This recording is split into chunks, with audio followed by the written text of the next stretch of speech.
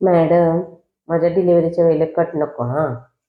अगं, हा जो तू कट म्हणतेस ना, त्याला आम्ही एपिझिओटोमी असं म्हणतो.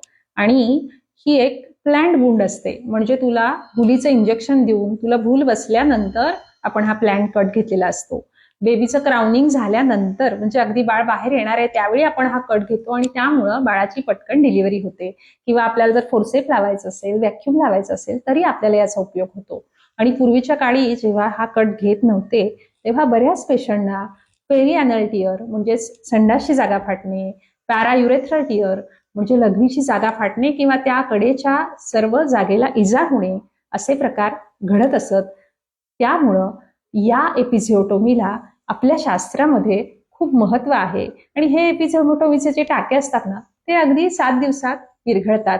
बऱ्याच पेशंटमध्ये आपण सबक्युटिक्युलर स्टिचेस देखील घेतो. आणि त्यामुळं या कटची तू काळजी करू नकोस.